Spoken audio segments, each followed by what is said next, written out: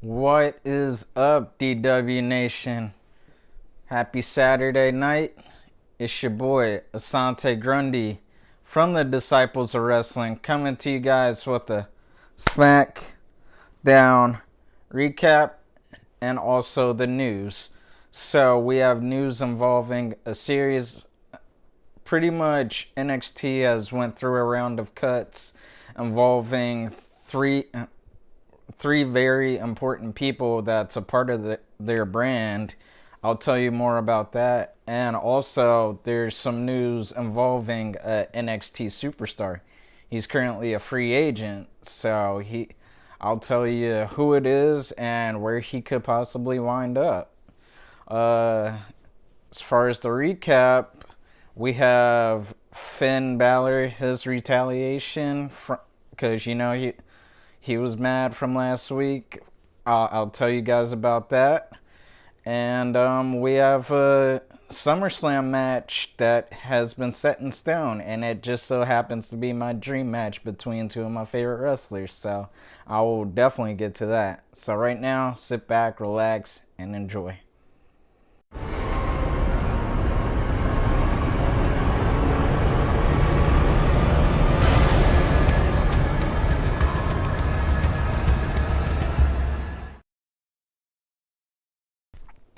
So, the NXT superstar who is currently a free agent is Adam Cole. Now, Adam Cole is a very key member to the NXT brand. Pretty much, he's a superstar, the longest reigning NXT champion, and yeah, he's very important to that brand. So, it has been rumored that Vince has offered him a huge contract. However, you best believe AEW is going to make a play for him because, for those who don't know, Adam Cole's girlfriend, Britt Baker, who just so happens to be the AEW Women's Champion, she's probably going to most likely want him on AEW as well. So it's pretty much it's all up to Adam where he goes. Either way, he's going to be a superstar on either brand. So really, he has not. I'd say whoever offers him the more money, then I'd say go for that. So, but I would not be surprised if he did wind up in AEW.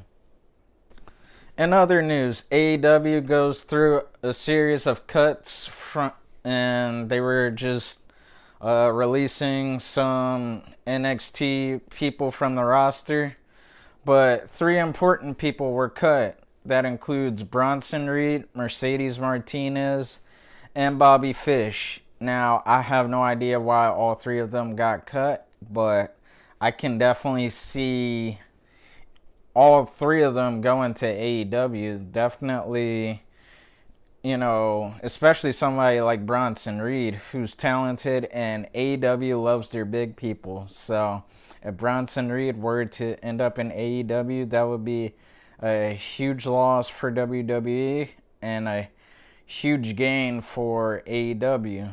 But like that saying goes, one man's trash is another man's treasure. So we'll see what happens with all three of them. So that pretty much wraps up the news portion of this show. I will now go into the SmackDown recap. SmackDown was very entertaining to watch, but there's only a few stuff that stood out to me, like always, so I will break down, in my opinion, the most important stuff that happened.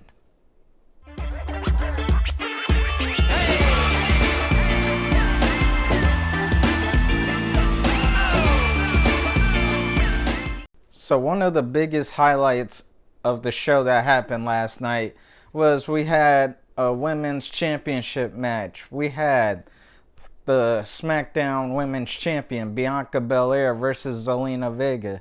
And pretty much this match was just controlled by Bianca Belair. Zelina did put up a pretty good fight, but in the end it was Bianca who came out on top and retained her title. And all I gotta say is Bianca's just been a strong champion. But also, those who don't know, she will face off against Sasha Banks at SummerSlam. So it seems like we're getting a WrestleMania rematch from Bianca and Sasha. So part 2 should be pretty good as well.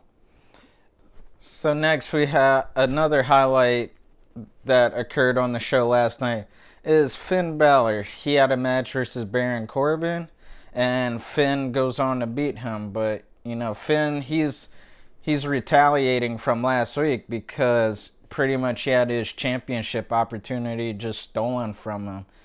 But last night he says, I'm going to deal with Baron Corbin first, then I'm going to shift my focus to John Cena. So he took care of Baron Corbin, but it seems like he was going after Roman Reigns last night. He was calling out Roman Reigns, and he just so happens to push him while they were in the ring.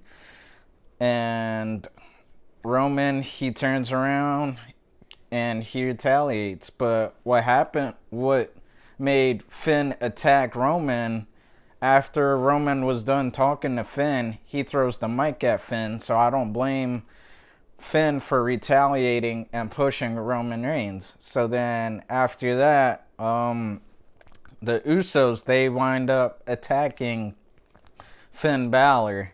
And then Finn Balor, he actually rebounds and he beats both of the Usos. Then Roman Reigns comes in, and then you see Roman Reigns use the guillotine on Finn Balor, and it seems like Finn, he just, that move is just very deadly.